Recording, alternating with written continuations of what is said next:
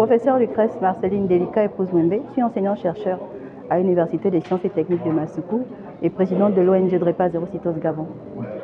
La plus bénigne, c'est l'amour. La plus bénigne, c'est vraiment l'amour en fait. Quand l'enfant ressent qu'on l'aime, que ses parents l'accompagnent, que ses parents le soutiennent, en général, il va bien.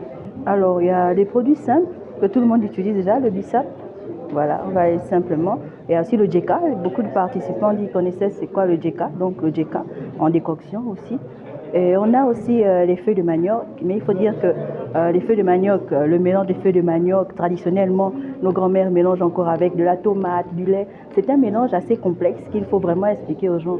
Donc juste leur dire comme ça que prenez les feuilles de manioc, c'est un peu lapidaire. Mais les feuilles de manioc améliorent aussi l'état de nos enfants drépanocytaires. Il y a aussi le nzunzubali. Nous avons fait une présentation à Tchibanga, nous avons fait vraiment une liste exhaustive de tous les aliments qui peuvent aider. La papaye, si la papaye est un bon fruit qui peut aussi améliorer l'état général de l'enfant. Et il y a plein d'autres. Le haricot, voilà, qu'on peut aussi donner à nos enfants qui améliorent leur état. C'est le suivi.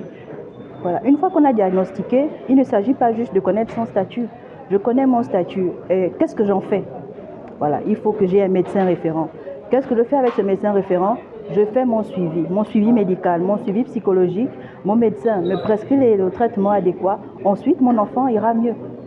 Mon enfant ira mieux. Et son espérance de vie aussi sera améliorée. Et il faut aussi en fait dire en milieu scolaire que notre enfant est drépanocytaire. Une fois qu'on a dit en milieu scolaire, des dispositions peuvent être prises pour que l'enfant soit toujours en bonne santé et épargner des moqueries, des médisances des différents camarades.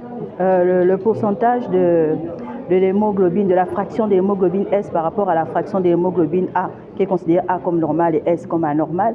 Donc si cette fraction de l'hémoglobine S est supérieure à la fraction de l'hémoglobine anormale, on peut observer chez certains patients, chez certaines personnes, sous certaines conditions, parce que ce n'est pas tout le temps, en présence de froid, de chaleur intense ou d'activité très forte, on peut observer différentes crises drépanocytaires. Mais ce ne sont pas des drépanocytaires, il ne faut pas les confondre.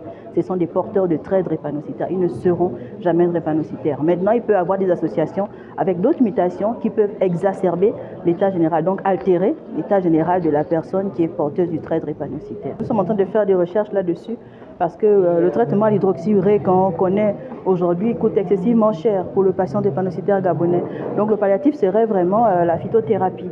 C'est pourquoi nous avons mis des étudiants qui travaillent dessus pour nous permettre de comprendre un peu qu'est-ce que nos aliments nous apportent, comment est-ce qu'on doit les utiliser, quels seront les dosages pour qu'ils ne soient pas toxiques.